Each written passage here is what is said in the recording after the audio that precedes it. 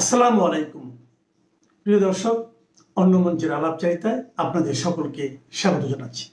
আখড়া বাংলাদেশে এই মুহূর্তে ইসলামিস্ট জঙ্গিদের যে রামরাজত্ব চলতেছে, এটা সারা পৃথিবীতে প্রভাব পড়বে, শুধু বাংলাদেশে পড়বে না, এটা ভারতের উপরেও পড়বে, এটা আমেরিকার উপরেও পড়বে, এটা চায়নার উপরেও পড়বে। অবশ্য চায়নাতে জুত পাবে না, মানে জানপুরে ভারতে অত জুত পাওয়া যাবে না, সোজা করে ফেলে তারের মতো, কিন্তু তারপরে কোনো না কোনো ভাবে প্রভাব পড়বে, কোনো না কোনো ভাবে। মনে করেন যে জঙ্গিবাদের কারণে বাংলাদেশ যদি দরিদ্র হয়ে যায়, তাহলে বাংলাদেশে যে চায়না যে ব্যবসা করে বিলিয়ন বিলিয়ন ডলার, সেটা কমে যাবে। তাহলে কোনো না কোনোভাবে সে প্রভাবিত হলো, তাই না? আমেরিকাও প্রভাবিত হবে, কারণ এগুলো তো পালিয়ে সে আমেরিকা যাবে।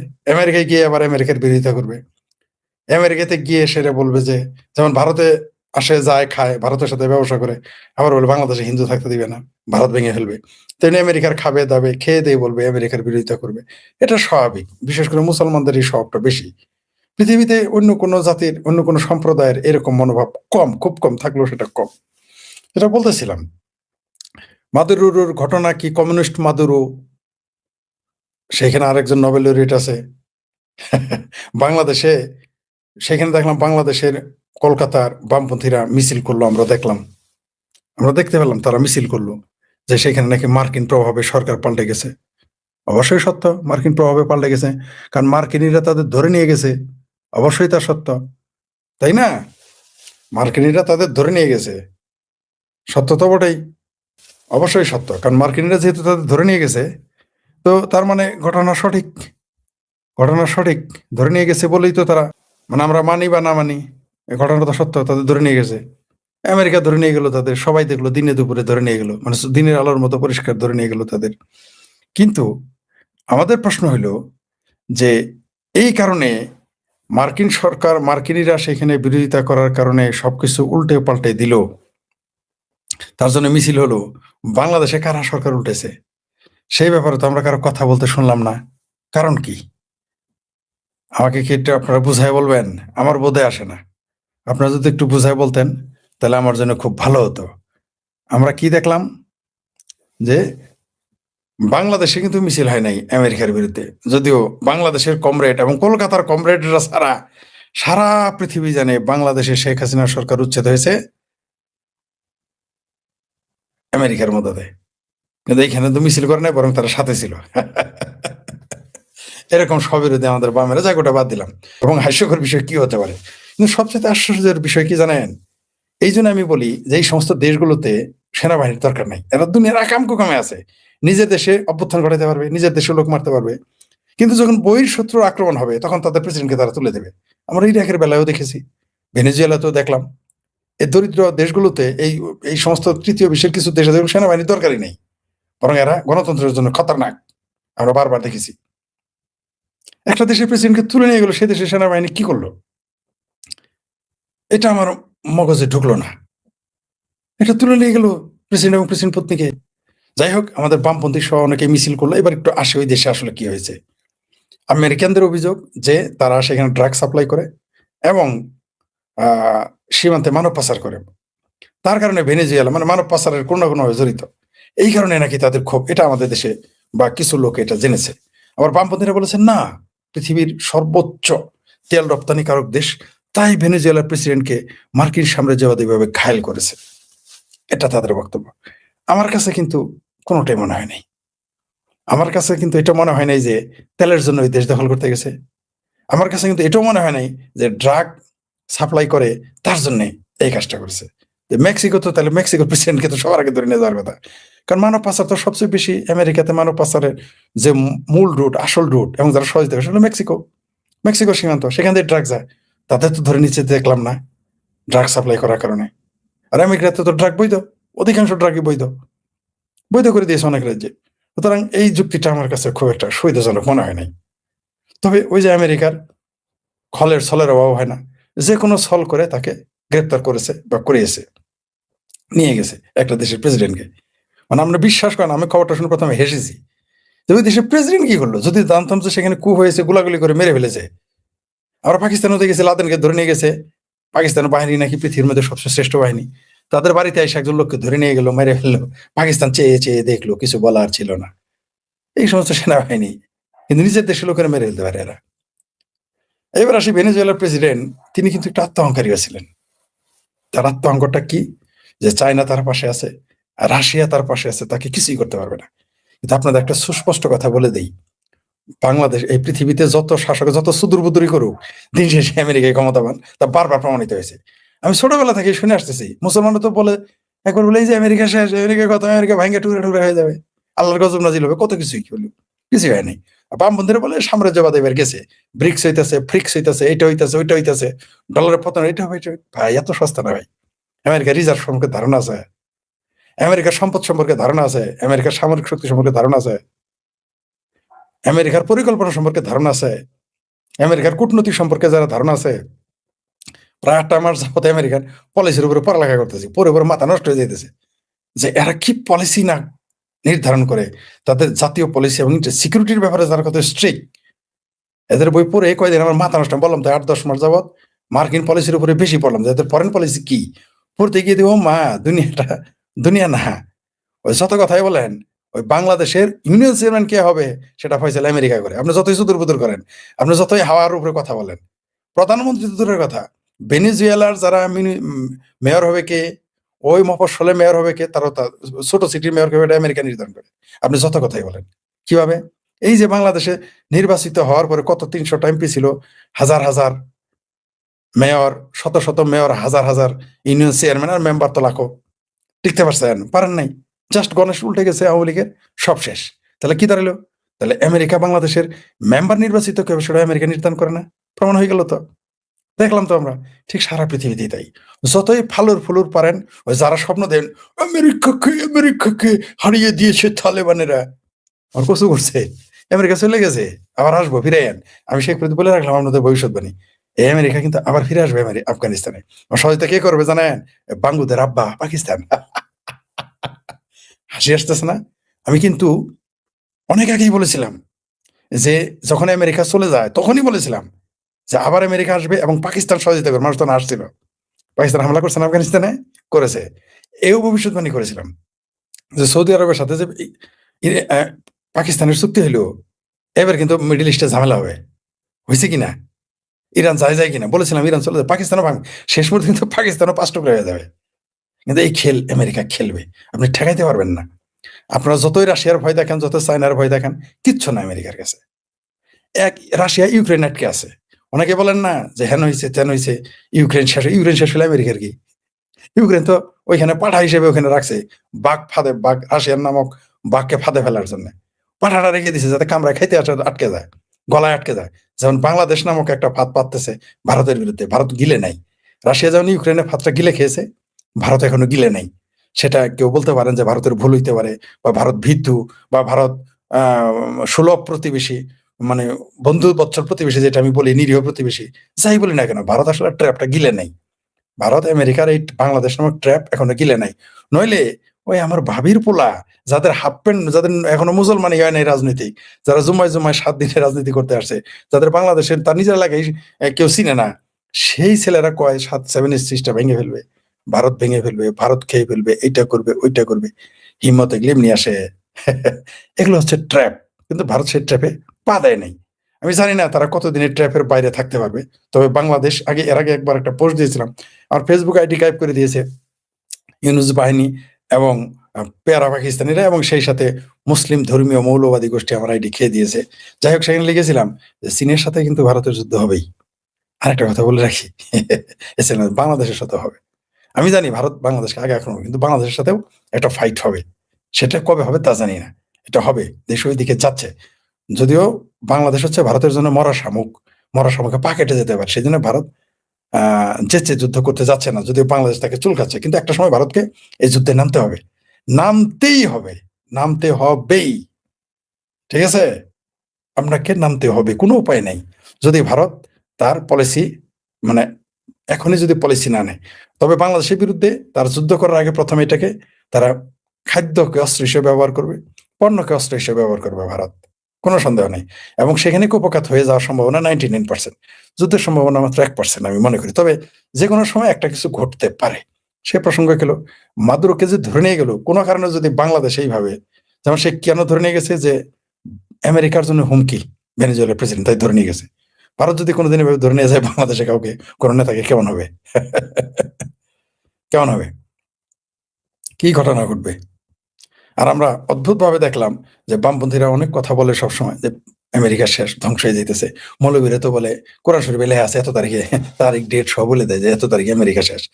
আমেরিকা, ইরাকের বেলায় দেখেছি ইরাক যুদ্ধ শুনে যে আমেরিকা এবার শেষ, ইরানের সাথে লাগলে এই শেষ, ইসরায়েলের সাথে ইরানের লাগে তাও শেষ, হামাসের সাথে লাগলে ইসরায়েল শেষ, আমেরিকাও শেষ। এগুলো কত গল্প আমরা শুনি, কিন্তু কি হয়েছে? হামাস নাই। হামাস পাও, হামাস যেদিন হামাস গঠিত হয়েছে মূলত সেই দিনই গাজা যে চলে যাবে বোঝা গিয়েছিল। যারা বিজ্ঞ তারা বুঝে ফেলেছিল 2005 সালেই, কিন্তু তখন যারা বলছে তাদের কথা কেউ মানে নাই। আর আমরা বারবার বলেছি যে হামাস টিকবে না, কিন্তু বাংলাদেশের মানুষ বা মুসলমানেরা স্বপ্ন দেখে, বামপন্থীরা স্বপ্ন দেখে হামাস ইসরায়েল দখল করে ফেলছে। যাই হোক, সেটা অন্য বিষয়। ভেনেজুয়েলার প্রেসিডেন্ট কিন্তু আত্মহংকারী ছিল। তিনি কি বলেছিল জানেন? বলেছিল ট্রাম্প একটা কাপুরুষ। বলে নাই? ওটা নিউজ তো বাংলাদেশে পড়ার নেই, পত্রিকাগুলো খুলে দেখেন। সে বলেছিল ট্রাম্প কাপুরুষ, যদি ট্রাম্পের মুরুদ থাকে তাহলে যেন তাকে এসে ধরে নিয়ে যায়। ট্রাম্প সেই কাজটাই করেছে, সুন্দরভাবে সেই কাজটা করেছে। ওই যে বাংলাদেশের, এটা তো আর ভারতের নরেন্দ্র মোদী সরকার না যে তোমরা বলবা নরেন্দ্র মোদী খায় ফেলাবা, গিলা ফেলাবা, তারপর 7 খায় ফেলাবা, কলকাতা দখল করবা 3 দিনে। তো ভারতের মতো তার আমেরিকা তো নিরীহ প্রতিবেশী না। যখনই বলছে যে যে যে আমেরিকার যদি ক্ষমতা থাকে তারা এসে ধরে নিয়ে যায়, ধরে নিয়ে গেছে, খালাস করে দিয়েছে, ধরে নিয়ে চলে গেছে। ভেনেজুয়েলার দেশের জনগণ কত খুশি ছিল না? তো 70 থেকে 80 লক্ষ মানুষ দেশের বাইরে চলে গিয়েছিল, তারা আসছে যশন বানাইতেছে। আমেরিকা যে কাজটা করেছে সেটা জাতীয় এবং আন্তর্জাতিক যে কোনো আইনে সেটা অবৈধ, কোনো সন্দেহ নেই। কিন্তু ভেনেজুয়েলার প্রেসিডেন্ট মানুষের অত সুখে থাকতে দেয় নাই, অত সুখে থাকতে দিয়েছিল না। ডক্টর ইউনূস এখন অর্ধেক মানুষের সুখে থাকতে দেয় না। বিষয়টা এরকম। ভারত নিরীহ প্রতিবেশী তাই ইউনূসের ধরে নিয়ে যায় নাই। ভারত নিরীহ প্রতিবেশী তাই সরমনায় পীরের ধরে নিয়ে যায় না। ভারত নিরীহ প্রতিবেশী তাই 10 টাকা অস্ত্র আনলেও তারেক রহমানের ধরে নিয়ে যায় না, বরং তার মায়ের জানা যায় সে শরীক হয়। ভারত নিরীহ প্রতিবেশী তাই আপনি সেই ভারতের বিরুদ্ধে যা ইচ্ছা তাই বলতে পারেন, আপনি কিছু বলে না। আমেরিকা তো তা না। ট্রাম্প তো এটা মানবে না, ট্রাম্প সেটা মানবে না এবং মানেও নাই। সে মনে করেছিল চীনকে আমি নিয়ে এসেছি, তারপর রাশিয়াকে এনেছি, আমাকে রক্ষা করবে। না ভাই, কেউ রক্ষা করে নাই। হয়তো যদি তাকে অ্যারেস্ট করে না নিয়ে যাইতো আমেরিকা, তাহলে বাশার আল আসাদের মতো তাকে হয়তো রাশিয়া জায়গা দিত। এর চেয়ে বেশি কিছু না। আর চীন তো কাউকে জায়গা দেয় না। চীন তো দিন শেষে চুপচাপ। চীন যত কথাই বলুক, দিন শেষে চুপচাপ। চীন আছে তার ব্যবসা নিয়ে। ভেনেজুয়েলায় কিন্তু এই যে যে যত তেল সম্পদ ছিল এগুলো উত্তোলনে এবং কারিগরি সহায়তা কে দিয়েছে? আমেরিকা এবং ব্রিটেন। সম্ভবত ইউরোপের আরেকটা দেশ, নাম মনে নেই আমার। এরা সহযোগিতা করেছিল। তো এদের সহযোগিতা নিয়ে ভেনেজুয়েলা নিজেরা মনে করেছিল মুই কি হনুরে। যখন সে ওই যে আমাদের আমাদের বাংলাদেশে কিছু কথা বলে যে সিন্নি খাইতে আইসো মোল্লা চিনো না, তো যারা দিয়ে সিন্নি খাইলা সেই মোল্লার এই চিনলা না। তো ওই সিন্নি খাইতে গেছে, সিন্নি তো খাইতে গেছে। সিন্নি কে বানাইছে? আমেরিকায় করেছিল, ব্রিটেনই করে দিয়েছে। ভেনেজুয়েলার সকল অবকাঠামোর কাজগুলো কে করে দিয়েছিল? আমেরিকা। এটা আর কে বামপন্থীরা বন্ধুরা আমার বলে না যে যারা দিয়ে চক্ষুদান তারই করবো অপমান। তো আমেরিকা বসে থাকবে না, কাম সারিয়ে ফেলছে। কারণ আমেরিকা তো ভারতের মতো নিরীহ প্রতিবেশী না, একটুও না, একটুও না, সোজা করে ফেলবে এবং সোজা করে ফেলছে। সকল নিয়ম কানুন তো আন্তর্জাতিক নিয়ম কানুন, মানবাধিকার গুলি মেরে, ওগুলো লাথি মেরে সে তার প্রতিপক্ষকে তুলে নিয়ে গেছে। আর এটা বলতে হবে কেন তাকে যে যদি ক্ষমতা থাকে আমাকে তুলে নিয়ে যাও? এটা কিন্তু বাংলাদেশের মিডিয়ায় আসে না। এটা ভেনেজুয়েলার প্রেসিডেন্ট বলেছিল। খুঁজে দেখেন তাদের পত্রিকাগুলো, তাদের ইংরেজি ভাষার পত্রিকা আছে, পড়ে পড়ে আপনারা জেনে নিন এটা ঘটছে কিনা। আর এই ভেনেজুয়েলার অর্থনৈতিক উন্নতিতেও তাদের অবদান ছিল এই আমেরিকার। শুধু তাই না, একটা তথ্য দেই যেটা অনেকেও জানেন, হয়তো জানেন, অবশ্যই জানেন, আমি তো আর একলা জানি না, অনেকেই জানেন। সেটা চীন যে আজকে এত ডেভেলপ, কার টাকায় হয়েছে? কার পরামর্শে? চীনেও প্রথমে বিনিয়োগ করেছিল কে? আমেরিকা। ঠিক আছে, কিন্তু চীন তার হাত সে নিকাল গেয়া। ঠিক আছে, তার জন্যই তারা ভারতকে প্রতিষ্ঠিত, চীনের মতো আর একটা চীন বানাইতে চায় না। এই যে ভারতের বিরুদ্ধে মাঝে মাঝে যে আমেরিকা ষড়যন্ত্র করে, কেন জানেন? তারা আর একটা চীন দেখতে চায় না, বিপদে পড়তে চায় না। যদি কিছুই করতে পারবে না আমেরিকাকে, আপনি কিছুই করতে পারবেন না। আমেরিকার আপনি যত গালি দেন, যত সাফাই মারেন, যত দোষী দেন, ফাইনালি কারোর কিছু করার মুরত নেই। যদি থাকতো তাহলে একটা দেশের প্রেসিডেন্টকে তুলে নিয়ে গেছে, কোন দেশের যদি মুরত থাকতো কিছু করার এবং বলার, তাহলে এতক্ষণ করে ফেলতো। আমরা জানি কিছুই করতে পারবে না, কারণ চীন কোনোদিনই আমেরিকার বিরুদ্ধে যুদ্ধ করবে না। ভারত তো সেই সক্ষমতা নাই, ব্রাজিলের তো নাই। একটা মাত্র দেশ আছে, ব্রিটেন তো তার সহযোগী। ইউরোপ তো তার বিরুদ্ধে যুদ্ধই করবে না, নেটো সদস্য। কে যুদ্ধ করতে পারে? রাশিয়া। রাশিয়া জীবনও যাবে না। ইউক্রেন এমন ফাঁদে ফেলে রেখেছে, মানে মরা শামুক দিয়ে পা কেটে ফেলেছে রাশিয়া। আপনারা যারা বলতেছেন না যে ইউক্রেনে হ্যান করছে ত্যান করছে, তাতে যায় আসে না। ইউক্রেনে অনেক কিছুই ক্ষতি হয়েছে, কোনো সন্দেহ নেই। এই ব্যাপারে আমার কোনো দ্বিমত নেই যে ইউক্রেনের বহুত ক্ষতি হয়েছে, কিন্তু তাতে লাভ টাকা রয়েছে। আমেরিকার 5 পয়সার ক্ষতি হয়েছে, বরং ইউক্রেনের ক্ষতি হওয়াতে আমাদের মতো তৃতীয় বিশ্বের দেশগুলো ক্ষতি হয়েছে। কারণ ইউক্রেন ছিল একটা খাদ্যের গুদাম পৃথিবীর, সেটা ধ্বংস করা হয়েছে। এখানে আমেরিকা ব্যবসা করবে। আমি পোস্টে বারবার লিখতাম যে আমেরিকার হচ্ছে যুদ্ধই ব্যবসা, কাটাকাটি তার ব্যবসা, এটা তার ব্যবসা। আপনি তাকে ভয় দেখাইতে পারেন না, যেমন আপনি কোনো প্রস্টিটিউটকে বিশেষ ওই কাজের জন্য ভয় দেখাইতে পারবেন না। সেরকম আমেরিকা এখন যুদ্ধের ভয় দেখাইতে না। আমেরিকা যুদ্ধের মাধ্যমেই ডেভেলপ হয়েছে, যুদ্ধের মাধ্যমে তৈরি হয়েছে, হয়তো যুদ্ধের মাধ্যমে একদিন ধ্বংস হবে, কোনো সন্দেহ নাই। কিন্তু সে যুদ্ধ তার পেশা, যুদ্ধ করে সে ঠিক আছে, সে যুদ্ধ বুঝে, বাণিজ্য বুঝে। আপনি দেখেন প্রথম বিশ্বযুদ্ধে, দ্বিতীয় বিশ্বযুদ্ধে সে শুধু বিনিয়োগ করতো, বিনিয়োগ করতো। ব্রিটেন যুদ্ধ করতো, আমেরিকা বিনিয়োগ করতো। ইতিহাস ভালো করে পড়ে দেখবেন। আমেরিকা বুঝতে পারছিল যে ব্রিটেনকে আগে ফতুর করতে হবে। 300 গুণ পৃথিবীতে যখন প্রথম মহাযুদ্ধ, দ্বিতীয় মহাযুদ্ধ হয়, বিশ্ব ওয়ার্ল্ড ওয়ার 1 and 2, তখন কি হয়েছে? আমেরিকা বিশাল তার সকল পুঁজি ফুলে ফেপে একেবারে ঢেউয়ের মতো ফুলে ফেপে পড়ছে তার পুঁজি। সেই ইতিহাস পড়েছেন? পড়েন নাই, জানেন না, খুঁজেন না। যুদ্ধ দেখে আমেরিকা ভাবে না, যুদ্ধ আমেরিকার পেশা, এটা সে করবেই, এটাই তার কাজ। আপনি ঠেকাইতে পারবেন না। কারো পৃথিবীতে কোনো রাষ্ট্রেরই মুরুদ নাই আমেরিকার বিরুদ্ধে কিছু বলার। মানে একটা একটা মনে করেন আপনার জেলার একটা লোক যারা ইচ্ছা তারা ধরে পিটা, আপনি খালি বলতেছেন এই যে এইবারই শেষ, এইবারই শেষ। না, তার কাজই পেটানো, মারামারি তার কাজ, গুন্ডামি তার কাজ, তার পেশা। ঠেকানোর কারো ক্ষমতা নাই। তেমনি আমেরিকাকে ঠেকানোর কোনো ক্ষমতা কারো নাই। আমেরিকার পারমাণবিক বোমা রাশিয়ার অনেক আছে, কিন্তু তাদের পলিসি ভুল, তাদের কূটনৈতিক শক্তি দুর্বল, তাদের কূটনৈতিক শক্তি অত্যন্ত দুর্বল। আমেরিকার কূটনৈতিক শক্তি স্ট্রং। আপনি ভালো করে আমেরিকার ফরেন পলিসি করবেন। তাদের ঘাঁটি কত? তারা সারা দুনিয়া যতগুলো ঘাঁটি করে রাখছে, তার 10 ভাগের 1 ভাগ ঘাঁটি কারো আছে? নেই। রাশিয়ার কয়টা ঘাঁটি আছে? চীনের তো ঘাঁটি নেই। 2-1টা দেশে থাকতে পারে আফ্রিকার। চীনের কোনো ঘাঁটি ছাড়া, পাকিস্তান ছাড়া, আফ্রিকার 2-1টা দেশ ছাড়া চীনের কোনো ঘাঁটি আছে? পাকিস্তান ছাড়া আছে কোথাও? নাই। আমেরিকা সারা পৃথিবীতেই আছে। সো আপনি তার সাথে পারবেন না, কখনোই পারবেন না। আজকে ভেনেজুয়েলা গেছে, কালকে যাবে কে? ইরান তো যাবেই। আমি বলেছি যে ইরান ভাঙবেই, আপনি ঠেকাইতে পারবেন না, পারবেন না। বলেছিলাম না? তখন মানুষ হাসছে। তবে আমি ভেবেছিলাম যে যে পাকিস্তানটা আগে ভাঙবে, তারপরে ইরানের কমিউনিস্ট শাসন পতন করবে। বলেছিলাম 5 বছরের মধ্যে সব ঘটে যাবে। 5 বছর লাগলো না কিন্তু। 1 বছর হয়েছে, আগে বলছি 5 বছর লাগে নাই, 1 বছরই ঘটে গেছে। ইরান হয়তো এই ধাক্কাতেই যাবে, নাহলে পরের ধাক্কায় চলে যাবে, এই কমিউনিরা পালিয়ে যাবে, কোনো সন্দেহ নেই। আমেরিকার সাথে সুদূর বুদূর চলবে না, কারণ আমেরিকার ফরেন পলিসি আলাদা। ওটা ভারত না, ভারতের মতো নিরীহ প্রতিবেশী না, ঠিক আছে? এরা জ্ঞানে বিজ্ঞানে তাদের সাথে রয়েছে, ইসরায়েলের মতো বুদ্ধিবৃত্তিক শক্তি তার সাথে আছে। এখন বলবেন যে এরা সাম্রাজ্যবাদী, গালি দিবেন, দিতে পারেন, সেটা আপনার ব্যাপার। আপনি আপনার কাজ করেন, আমেরিকা আমেরিকার কাজ করতেছে। সবচেয়ে বড় কথা, যারা সাম্রাজ্যবাদী বলে আমেরিকার গালি দেয়, তারা আমেরিকায় গিয়ে আবার নাগরিকত্ব নেয়, তাদের বউ লাভান সবাই আমেরিকায় থাকে। ঠিক আছে? আর আমাদের শিখায় আমেরিকা ভালো না। আমাদের শেখ ফরিদে শিখেছে আমেরিকা ভালো না, আমেরিকা ভালো না। আর যারা শিখেছে ভালো না, তারাই দেখি আমেরিকা গিয়ে বাড়ি গাড়ি করে থাকে। বামপন্থীরা, বুঝতে পারছেন? এমনকি বাংলাদেশের যারা, বা পাকিস্তান, ভারতের মুসলমান যারা আছে, ভারতের যারা মুসলমান, রাত দিন 24 ঘন্টা স্বপ্নে দেয় আমেরিকা ভাঙবে, তারাও গিয়ে আমেরিকা যায়। সারাদিন স্বপ্নে দেখে যে যে সারাদিন গালি দেয় আমেরিকারে, কিন্তু ভিসা নিয়ে আমেরিকা যায়। আমাদের সরিষা বাড়িতেও আছে, জামালপুর আছে, বহু লোক আছে, সারাদিন আমেরিকারে গালি দেয়, কিন্তু আমেরিকা নাগরিকত্বের জন্য পাগল হয়ে থাকে। এই হচ্ছে অবস্থা। যাই হোক, ভেনেজুয়েলার পর আরো কিছু ঘটবে। আরো কয়েকটা দেশ, কিছু কিছু দেশের নাম টেকনিক্যাল কারণে এখন আমি বলতে পারবো না। আরো 2টা দেশের কপালে খুব শনি আছে, সামনে দেখতে পারবেন, খুব শীঘ্রই দেখতে পারবেন। মানে 26 সাল বা 27 সালের মধ্যে আরো এরকম কিছু ঘটবে, বহু কিছু ঘটবে, দেখতে পারবেন, বহু কিছু, বহু।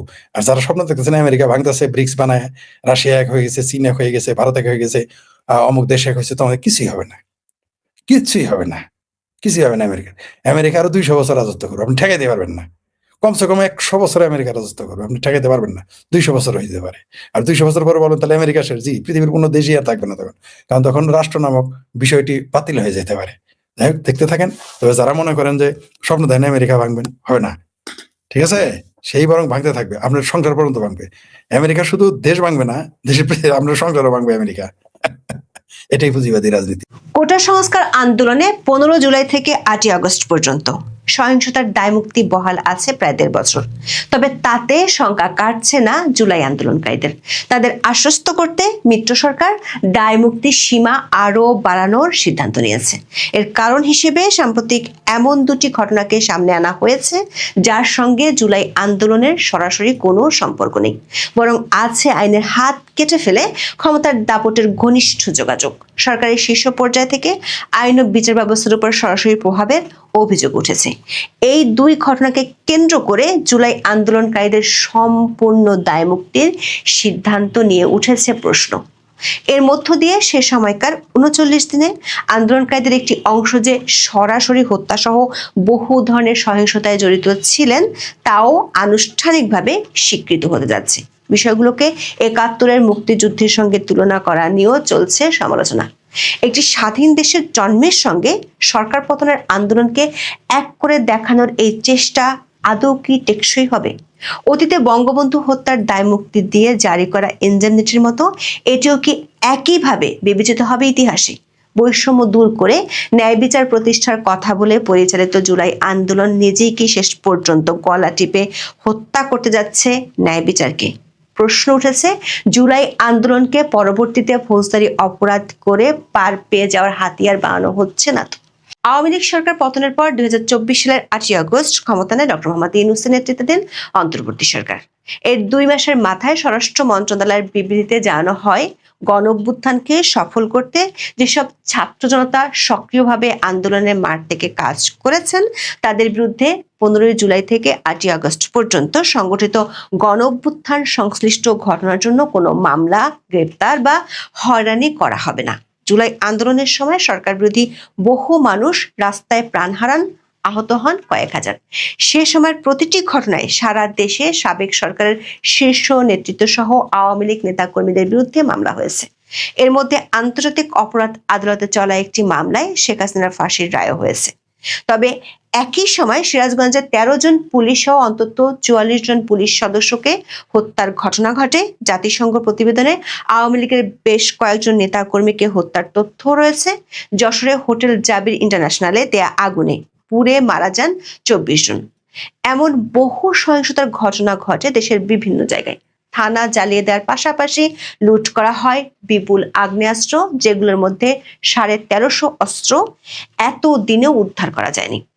2024 সালের 14ই অক্টোবর স্বরাষ্ট্র মন্ত্রণালয় থেকে পাঠানো একটি বিজ্ঞপ্তিতে বলা হয়েছিল, জুলাই আন্দোলনে যারা অংশ নিয়েছিল তাদের বিরুদ্ধে 15 জুলাই থেকে 8ই আগস্ট পর্যন্ত সংগঠিত জুলাই আন্দোলনের ঘটনার জন্য কোনো মামলা, গ্রেপ্তার বা হয়রানি করা হবে না।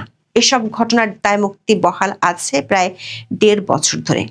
গত বছরের শুরুর দিকে সরকারের পক্ষ থেকে এ ব্যাপারে একটি অধ্যাদেশ জারির উদ্যোগ নেওয়া হলেও অজ্ঞাত কারণে সেটি হিমাগারে চলে যায়। তবে এর বদলে আসে জুলাই সনদ। জুলাই সনদকে সংবিধান ও আইনের উপর প্রাধান্য দেওয়ার বিরুদ্ধে শুরুতে কঠোর অবস্থান নেয় বিএনপি। তবে সেই অবস্থান রাতারাতি বদলে যায় সনদে সই করার ঠিক আগ মুহূর্তে। সনদে সই করার ঠিক আগে সংশোধন করা হয় 5ম দফা। জুলাই আন্দোলনকারীদের আইনি সুরক্ষার অঙ্গীকার যোগ করা হয়। এতে বলা হয়, তাদের আইনগত দায় মুক্তির পাশাপাশি মৌলিক অধিকার সুরক্ষা ও নিরাপত্তা নিশ্চিত করা হবে। এ বিষয়ক প্রস্তাবটি নিজের ফেসবুকে তুলে ধরেন বিএনপির স্থায়ী কমিটির সদস্য সালাউদ্দিন আহমেদ।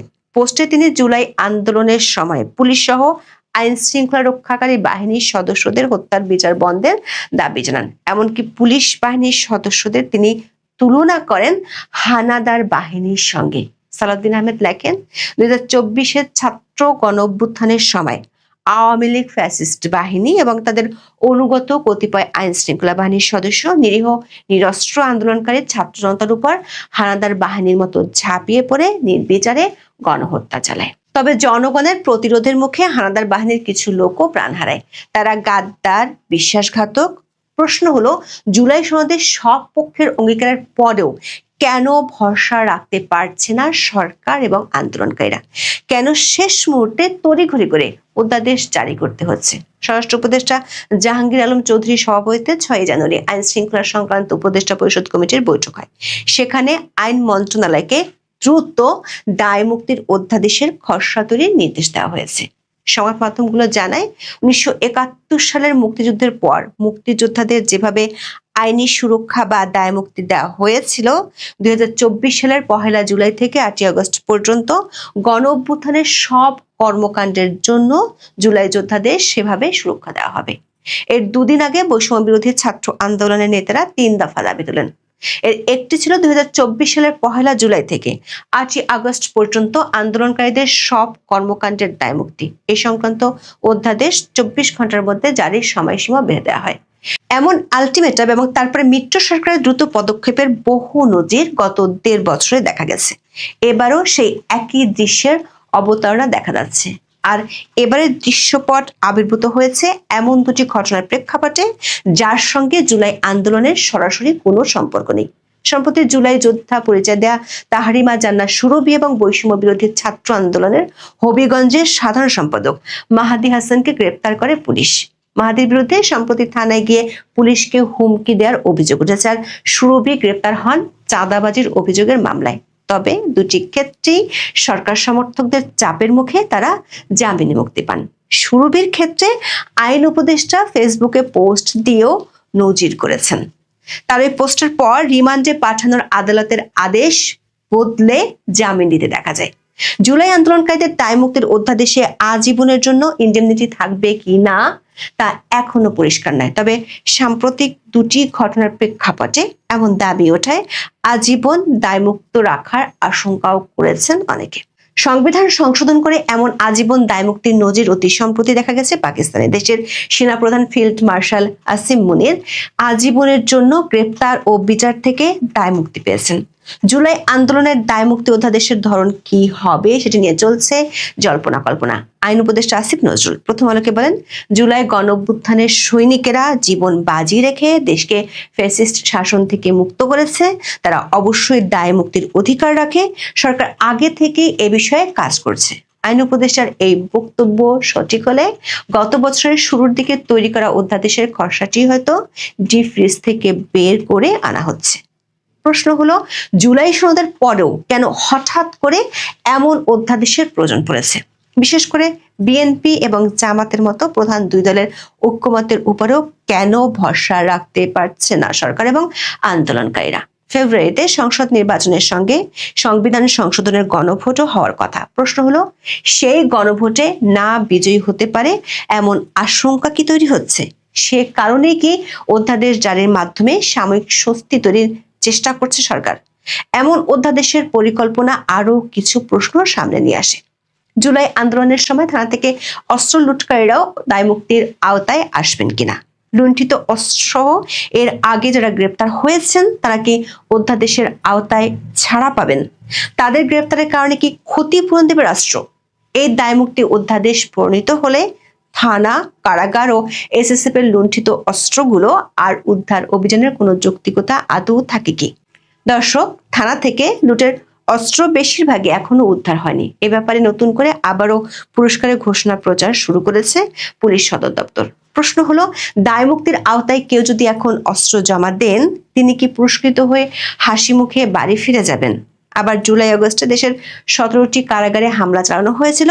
এসব কারাগার থেকে পলাতক 713 জন এখনো ধরাছোঁয়ার বাইরে। এর মধ্যে 9 জন ফাঁসির দণ্ডপ্রাপ্ত আসামি, 79 জন জঙ্গি আছে। প্রশ্ন হলো, এসব পলাতক আসামিরা কিংবা কারাগারে যারা হামলা চালিয়েছিল তারাও কি জুলাই আন্দোলনের নায়ক হিসেবে দায়মুক্তি পেয়ে ধরাছোঁয়ার বাইরে থেকে যাবে? আবার জাতিসংঘের যে প্রতিবেদনটির প্রচার সরকারের পক্ষ থেকে ব্যাপকভাবে করা হয়, সে প্রতিবেদনের সুপারিশে বলা হয়েছে 2024 সালের 5 থেকে 8 আগস্ট পর্যন্ত পুলিশ ও আওয়ামী লীগের নেতাকর্মীদের হত্যাকাণ্ড এবং নির্যাতনের ঘটনাগুলোর বিচার করতে হবে। যদি জাতিসংঘ মানবাধিকার কমিশন সরকারকে এ ব্যাপারে প্রশ্নের মুখোমুখি করে, তাহলে সরকারের ভাষ্য কি হবে? প্রশ্ন হলো, যশোরের হোটেলে আগুন দিয়ে এক বিদেশি সহ 24 জনকে পুড়িয়ে মারার ঘটনায় কিংবা থানায় হামলা চালানো মামলাগুলোর ভবিষ্যৎ কি হবে?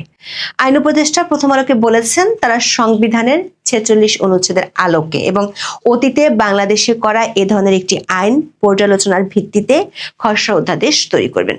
সংবিধানের 46 অনুচ্ছেদে বলা হয়েছে, প্রজাতন্ত্রের কর্মে নিযুক্ত কোনো ব্যক্তি বা অন্য কোনো ব্যক্তি জাতীয় মুক্তি সংগ্রামের প্রয়োজনে কিংবা বাংলাদেশের রাষ্ট্রীয় সীমানার মধ্যে যে কোনো অঞ্চলে শৃঙ্খলা রক্ষা বা পুনর্বহালের প্রয়োজনে কোনো কাজ করে থাকলে সংসদ আইনের দ্বারা সেই ব্যক্তিকে দায়মুক্ত করতে পারবে। তবে এই অনুচ্ছেদের ভিত্তিতে জুলাই আন্দোলনকে দায়মুক্তি দেয়া অসম্ভব, কারণ বর্তমান সংবিধানে গণঅভ্যুত্থানের মাধ্যমে সরকার উৎখাতের কোনো সুযোগ নেই। সংবিধানের 2 ভাগের 11 অনুচ্ছেদ অনুযায়ী অনির্বাচিত সরকার প্রতিষ্ঠা করাও সম্ভব নয়। আবার 7-এর 1 অনুচ্ছেদ বলছে, প্রজাতন্ত্রের সব ক্ষমতার মালিক জনগণ এবং জনগণের পক্ষে সেই ক্ষমতার প্রয়োগ কেবল সংবিধানের অধীন ও কর্তৃত্বে কার্যকর হবে। তার মানে সংবিধানই রাষ্ট্রের সর্বোচ্চ আইন এবং সংবিধান অনুযায়ী নির্বাচিত সরকার উৎখাত করে অনির্বাচিত সরকার প্রতিষ্ঠাকে জাতীয় মুক্তি সংগ্রাম বলার কোনো সুযোগ নেই। উল্টো সাংবিধানিক কর্তৃত্বকে অমান্য করাকে রাষ্ট্রদ্রোহ বলা হয়েছে বর্তমান সংবিধানে। 7-এর কয়ের 1 অনুচ্ছেদ বলছে, সংবিধান লঙ্ঘন করলে সেটি হবে রাষ্ট্রদ্রোহ অপরাধ।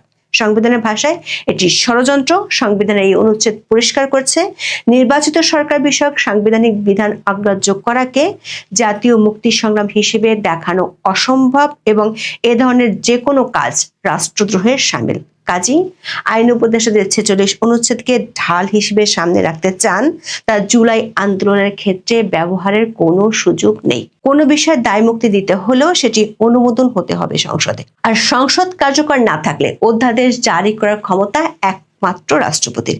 এ বিষয়ে পরিষ্কার করা হয়েছে সংবিধানের 93 অনুচ্ছেদে। সেখানে বলা হয়েছে, সংসদ ভেঙে গেলে কোনো সময় রাষ্ট্রপতির কাছে যদি প্রয়োজন মনে হয় তাহলে তিনি অধ্যাদেশ জারি করতে পারেন। তবে সেই অধ্যাদেশও এমন কোনো বিধান করা যাবে না যা সংবিধানের সাথে সাংঘর্ষিক। এমনকি সংবিধানের কোনো বিধান বদল বা রদ করা যাবে না। তার মানে অধ্যাদেশ জারির এখতিয়ার রাষ্ট্রপতির হলেও তার পক্ষেও এটি জারি করার বৈধতা নেই, কারণ বিষয়টি সংবিধানের মৌলিক বিধানের পরিপন্থী। প্রশ্ন হলো, সংবিধানকে কথায় কথায় সামনে এনে অসাংবিধানিক পথে হাঁটা অন্তর্বর্তী সরকার কিভাবে এই অধ্যাদেশ দেবে? এটি কি শুধুই একটি ছেলে বোলানো খেলা, নাকি বিশেষ কোনো লক্ষ্যে এগোনোর চেষ্টা? এখন এ পর্যন্ত।